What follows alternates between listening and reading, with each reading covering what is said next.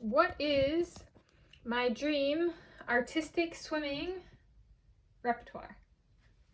I got the map and the wall set up again, this time with artistic swimming. So this repertoire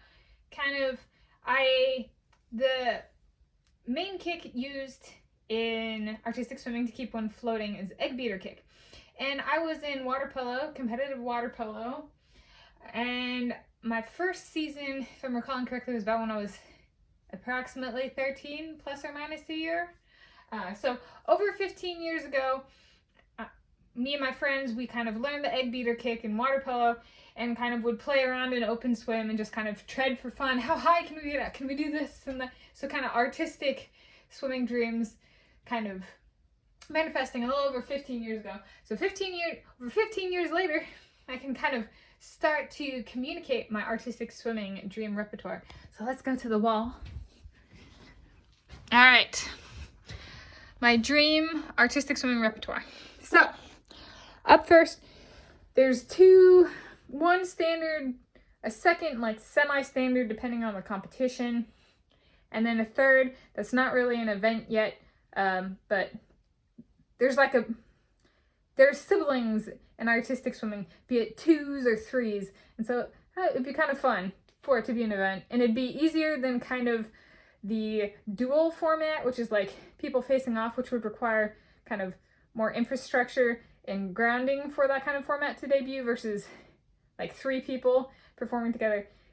I'm gonna guess would be a little bit more simple to implement comparatively than an entirely new format of a competition or event in artistic swimming.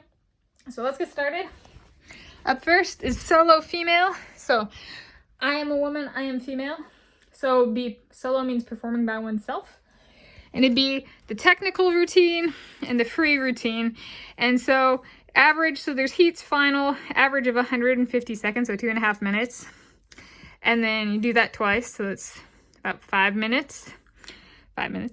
And then the free routine is the same, so average 150 seconds, heats final, 300 seconds, so a total of time in the water, 600 seconds, 10 minutes, and these are different routines. They have different requirements and stuff like that. So it's 2 different choreographies, different costumes, different music, different routines. So a lot of creativity has to go into each one of these. So then up next, the second kind of set for this repertoire is the duet mixed. So that means 1 male, 1 female. I would be the female.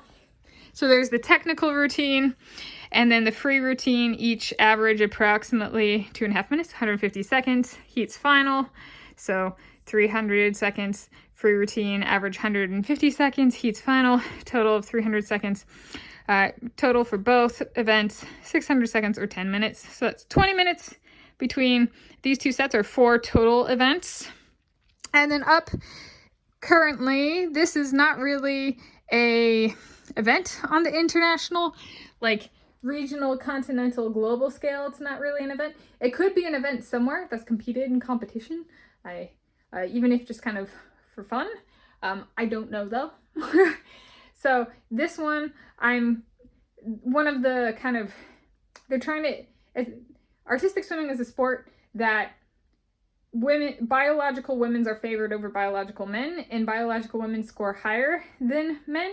So there sometimes will be mixed team events where they allow up to 2 men kind of thing. So I've actually applied that here. So in theory, it could be 3 women versus 1 man and 2 women, or 3 women versus 2 men and 1 woman. So I chose that one. 1 female, 2 male. And for the technical routine, so some of the team routines can actually be a bit long. So I was like, since this isn't really an event, I'll go with a guess of about 4 minutes for a routine. So that's 240 seconds, heats final, so 480 seconds for the total technical routine.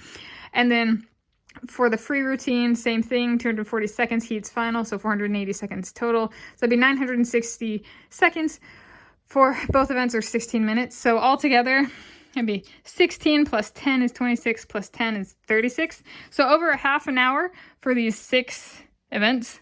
So that's kind of the dream repertoire right there. Not all of these events kind of exist on the competition level, but where would I want to compete them? I kind of like, in writing and publishing about artistic swimming, I'm the regional, international, so that's countries grouped by region, be it political, so like the Commonwealth of Nations is a political grouping, and then there's like the Bolivarian Games, which is a South American regional, so like in that sense all the same continent but within the continent, so smaller than the continent, so that's kind of what I mean by regional. But then there's cases like the Commonwealth Games where it's outside of one continent. But these are the regional / continental events that I found interesting. And some of them have offered artistic swimming but don't anymore, and some still do, and some offer female artistic swimming, some offer female and mixed artistic swimming, some offer male artistic swimming. So we're gonna go through, so an example for Africa, so Africa is the African Games. Antarctica, so I was like, I don't know if they're allowed to compete currently in sporting competitions. I bring this up because I know of 5 or more people in my life who have resided in Antarctica, a lot more than 5 for Africa, 5 or more for Antarctica. They've lived and worked there in Antarctica, so it is reasonable per my life experience to include Antarctica, kind of thing. I don't know where they would be included, so I was like, this is like just a spitballing, maybe some sort of Southern Hemisphere championships, because technically Antarctica is a continent, so I mean it could hold its own thing, but if it wanted to compete with other countries, maybe something in the Southern Hemisphere, I think that'd be really cool. Southern Hemisphere championships. And then up next, Asia, so that'd be like the Asian Games, and then the Southeast Asian Games, so that'd be like Southeast Asia, something like that. And then there's Europe, so European Aquatics Championships, so that's like this in Turkey, kind of thing. And then Oceania, so the Commonwealth Games I mentioned earlier, so that's kind of political, Commonwealth of Nations, so that one is Oceania, Europe, Africa, Asia. So Oceania is like this kind of. But then there's like South Africa, Zambia. There's countries in here that are part of the Commonwealth as well, and same with like India, and then Great Britain, United Kingdom.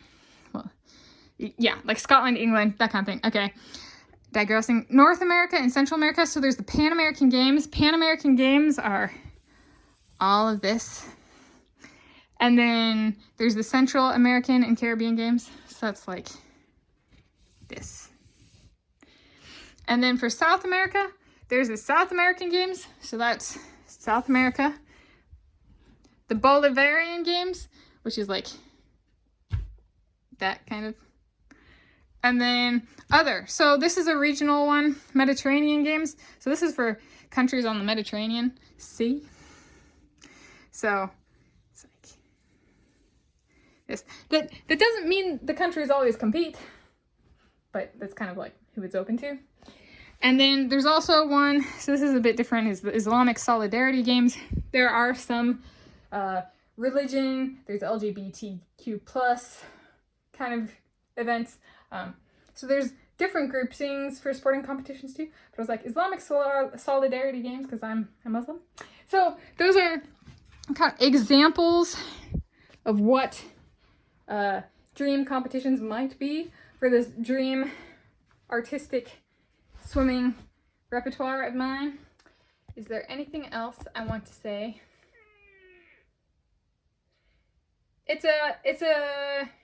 The sport of artistic swimming used to be called synchronized swimming. Now it's artistic swimming. And men are being brought into the sport, and they do not score as high as women. And so it's a unique sport in that women are actually biologically favored over men. And so it's kind of interesting because in pool swimming, there's kind of a lot of talk these days about how to handle transgenders, and specifically the concerns center around men who transition to women because they have the male biological advantage.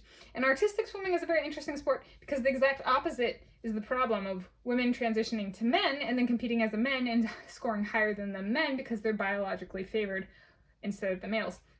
So it's just, I think it's a really interesting sport because they're trying to bring men into the sport. They've been doing that for at least a few years now, we'll put it that way. And they've been competing, and they don't score as high as the women. So there's a bit of, but the sport itself is trying to equalize it as much as possible, kind of thing. So get men as high scoring as they can, and which is kind of true for all sports. There's especially swimming, where women are actually faster than men at a younger age. And it's a unique sport in that the result, like pool swimming, women should be faster than men because they have higher body fat, and there are actually biological, and not so much biological as much as anatomical, just women naturally have more fat on their body than men, kind of thing. They should be faster than men, but why aren't they? And they are at a young enough age, so then why doesn't that kind of come back later in life? So pool swimming is one of those areas where it's trying to catch up. But I just thought artistic swimming is a kind of a women are ahead of men. And so that's an interesting one. So yeah, but that is my dream artistic swimming repertoire.